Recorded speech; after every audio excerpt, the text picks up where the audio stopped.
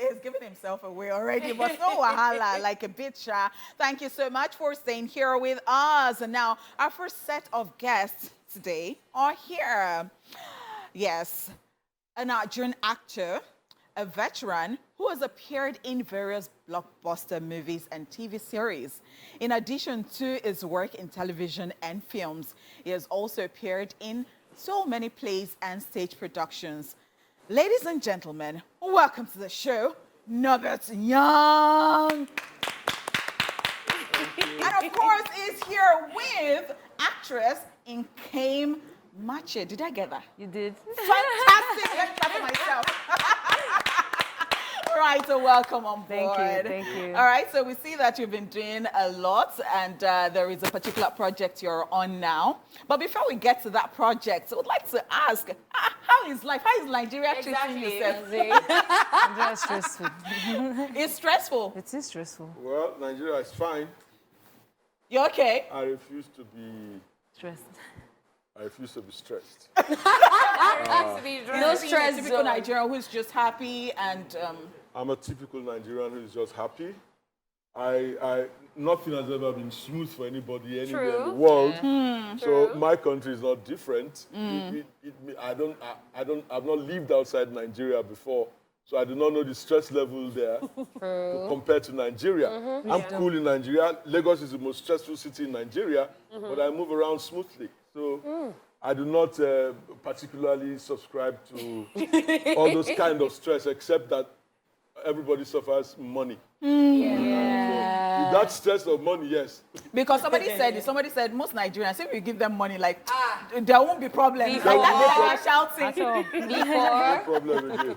Money solves all problems. Like, Oh wow! Oh wow! And money Oh wow! stop nonsense. Yeah. No, but what I'm trying to say, I'm not like trying to make light the situation, but the idea is that you can decide not to be stressed. I do not get into hold-ups because I know when to move and when not to move. Wow, that is wisdom. You check it. Yeah. That's it, yeah. Love that. All right, so it's the same question, but for two different generations. You've been in the industry for such a long time. How would you say that the Nollywood industry is doing right now? I mean, we're literally global at this point. People are looking to us now. And then Nkem, for somebody who's, just coming in when they have suffered. Yes, it's not really. They've suffered the hard work, like piracy and all that. Yes. So I'll start with you, Nkem. Well, for me, it's been 9 years and counting, so it's been a journey, you know, where I came from and where I am currently in terms of film and how film is being put out and how we shoot is quite different, a lot more different now, and it's more inspiring to know that, we are actually being seen and heard out of Nigeria, because, I mean, if we are going to say, oh, let's all of us in Nigeria just chill, we won't really get what we want from the film industry. So it's good that we have these collaborations, we have more platforms coming in. It's good that, there's more producers, there's more directors, more creative directors, to get films like ours out there. So it's been a journey. All right, so to you now with the entire piracy, not having as much, let me call it love back then, because I think you had to work through a lot. That you might have escaped small, but it still reach you. You see, the pioneers of any industry, they go through a lot. Yeah. It's like that. It's like they're discovering the wheel, so to speak. You are charting a path that you know very little about, and you're searching. Yeah. So you go through a lot, but you learn in the process. And that is what you pass on to your younger ones. Nollywood started, we all know how it started, by somebody who just took a risk to put what we know as television play, television drama, into a VHS tape to sell to the public. Yeah. And that's how it started. And Nigerians basically embraced it and gave it life, really. And a lot of more people came into it. And we were searching here and there, Some of us gave advice that we're not taking. Some of us gave advice that we're taking. And we grew. The pay was very negligent then. We couldn't survive on it alone as compared to today, where actors are very, well, they're comfortable now in terms of. You think I think she begs to differ. You know, you know, their throats are very wide now.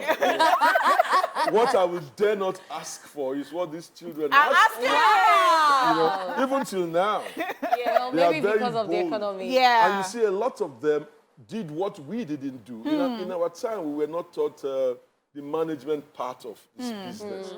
But that's where the money is. Yeah. The management part of, the administrative part of this business, that is where the money is. We were not taught that. But these ones came with their eyes turned to the back. They are looking at the money first before the art. Love it. Yeah. And then they make all the money. They have good packaging. We don't have good packaging. You know. For us, it was just the show. For them, it's the show business. Yeah, that's right. I think that's the basic difference. But I challenge them. They are not better than us, the old generation, in terms of the art. Yes, They are not I better. totally agree. I will not agree. I agree with you. I agree with They you. have the money, but we have the art. Yes, Yeah, yes, so yes.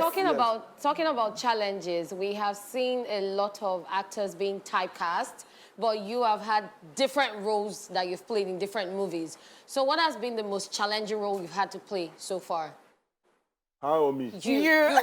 You first. Nah, I'm taking it from what you said. Yes. If you are typecast, then you must have allowed yourself to be. I have never allowed myself to be typecast, except for a serial on television, where you have to play one role because it's a serial, or a series, as you call it. It has to go on and on for years. That is not the same thing as typecasting, when you have to appear in different movies. It's not the same thing. Or what you call the stock character. No. See, don't blame people who do it, because there's hunger in the land. Yeah.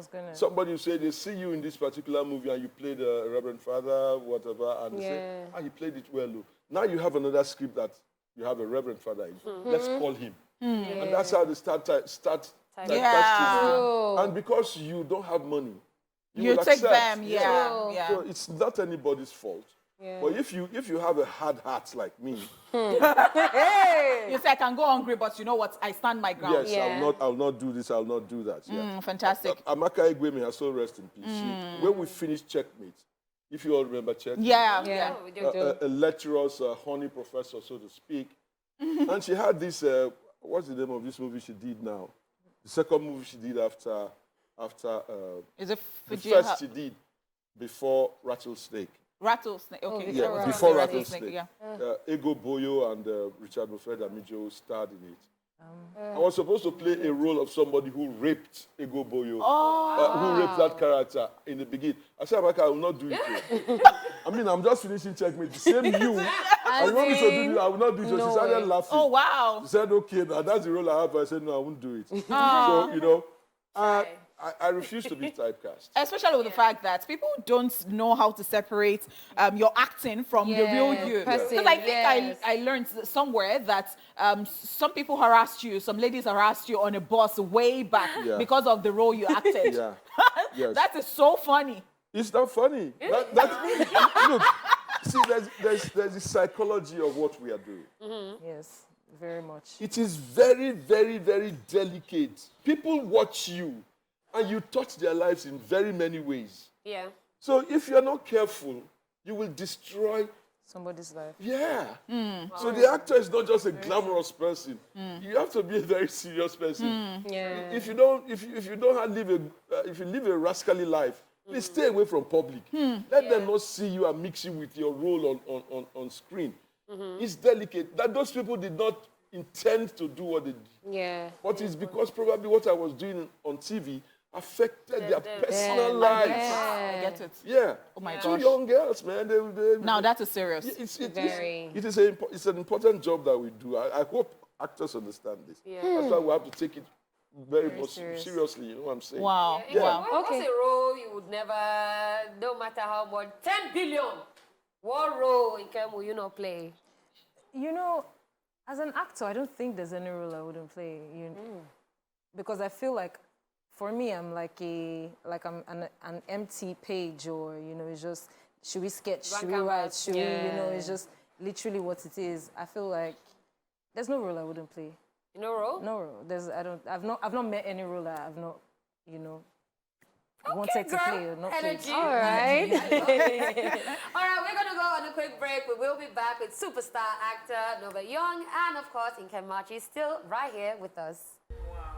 Wow, that is a lot. Welcome back to the show, guys. We still have veteran actor Norbert Young and star actress Nkem Marchie in the building. Hey. And you guys just saw the trailer to the movie which they just starred in. It's titled Choke. So now let's talk about Choke. Choke. How was it acting in that film? What were the challenges you faced playing that role? Nkem, let's start from you. The acting was very intense. Because, like, for me, it took me away from my regular day-to-day. Actually, you know, there are things you relate to day-to-day, but this one took me out because I had to fall in love, for real. So you fell in love? Lie. Like, I'm really not gonna lie. I did fall in love, like, but... Are you still in love? Are you saying? Yeah, that's the question. Oh, have you fallen out? I mean, let's see how tomorrow... I'm loving it. We've seen actors who actually got you know, married. Yes, from set. It's quite, you know... it was quite an interesting script, then quite an interesting storyline and quite an interesting, you know, cast put together because... When I even heard that, you know, Mr. Young here was playing my father-in-law, I'm just like, hey, I have to bring my A game. He cannot afford to see me like sleep, you know. So I'm focusing, I'm listening to love songs, I'm, you know, getting that. It's that much. Mr. Young, were you impressed? How would I answer that now? I did not pay attention while we were recording because I had more to do on myself. Okay. So it will be, I will not give you the proper answer right now. Oh, wow. Oh, wow. But I'd like to see the finished product. Oh, fantastic. Yeah, that's when I can really tell you that. Oh, fantastic. Because we really didn't have much interaction. No, we didn't. Yeah, so I couldn't have. It wasn't. You know, if we had much interaction, so that I would know more the feelings. give and take, the vibes that I get. And Okay. Oh, I see. Okay. I would have been able to say So something it was like more that. for myself and Mr. Young. It was more, I'm in love with your son. Okay. You know, and I'm seeing what is going on in the family. Yeah. You know, so that's what affects me, and that's how I'm interpreting. However, my relationship with him is. You know, so it's not really. There's no talk. It's just that father and that. You know, I mean, let's think about the father-in-laws back then that really never really related with. Yeah. You know, they are. Good afternoon, my daughter. Well Well done. done. Okay. Good afternoon. You know, it was like that. So it's Wow. more of reaction to him, like silent reaction, silent, you know, how I felt about him. So it was quite intense. I won't lie. All right. The plot for this movie is a topic that has been on for a very long time in real life, but people hardly ever touch it. Sickle cell. Some people just put it like, make it like a little thing, and say, okay, maybe somebody has sickle cell, but then this is like the main. And there's also the part about his life almost being destroyed by a priest as well. So let's talk a little bit about the plot. How did you guys find it interesting? Why did you decide that this is something you wanted to do? First of all, for me, it was the cast. I see. Aside the storyline, aside that I loved the script, it was the cast. Immediately I said, who is playing this role? They said, who's playing this role? They said, who's playing this role? And I'm like, you know what? Let's do this. Let's do this. You know, Mr. Young, why should we watch this when it comes out? Yeah. I'd like to take your mind back to, you may not see it, but in 1984 in Benin, we did a movie called No Wedding for Emily. And when Nollywood started, at about 1990 or 91 or 92, there was a movie called Mortal Inheritance. Fred Amata and or Motola Kehinde. These movies were talking about sickle cell. Now, the implication of this, we do not see, because we just say movie, yeah. But earlier on, I said something about the psychology of drama. Now, you should watch this movie because it is going to touch you in a way that you have never been touched before by most movies produced in Nigeria. This thing is talking about an issue that is in most families. Well, not most families, but the families where you see such a disease. and if they're close to you, you know what they go through. You know how they suffer, the trauma of one of them feeling so much pain, and then somebody coming from outside with the mentality that he has the anointing of one God somewhere and destroying the plans of a family. Especially a family that has a caring mother and a nonchalant father. You see the complications of all these things? This movie will touch you in a way no movie has ever touched you before. That's the reason you should watch it. Yep. You know? Not for the commercial purposes now, but for the psychological purposes. Yeah. Watch this movie, choke. You know, when you say you are choke, you know what that means? Yeah. You are being asphyxiated. Suffocated. Yeah, you are being suffocated. Yes. Yeah. And when you watch the movie, because you will be purged. You'll be purged of a lot of emotions. As a human being first, you actually be moved There's intense pain. so much. and you relate it to what people go through in life, especially some people with diabetes, what they go through in life, BP, those kind of health illnesses, issues. Yeah. Now I in see why families, Nkem had and to how they come out affect from the behind the extended, scenes. the nuclear family and the extended family. The pain of one child can cause the pain of Everybody around. Everyone. You know. This is a movie you must see. Oh. No, wow. see too. We're even inviting you for I'm not inviting them. I'm not inviting them. Come and me. pay. No, we have to see this movie because I personally am inviting you guys to our special screening. I will tell tomorrow. Chris that you're not coming. because since I've known Nkem for a long time, Yes. for a long time she has been behind the scenes, and then for a movie to bring her out, it has to be a great movie. Oh, wow. Yeah, back to the screens. So tell us, what are you inviting us to? And when is the Screening movie out? tomorrow. When is the movie out? It's on Cinema. Friday, Okay. the 30th. But the private screening for you, especially, you know, it's tomorrow if you can make it. Yeah. Don't worry. My father-in-law has the seal. You have a I'll button. speak to my boo about it. Oh, wow. We wish we had more time. We want to say a very big thank you to you, Mr. Young, for coming on the show. Nkem, the delectable Nkem, thank you so much for coming. We really appreciate it. you. All right, and that's it with our first set of guests today. We'll be back with our second set of guests right after this break. Stay here with us.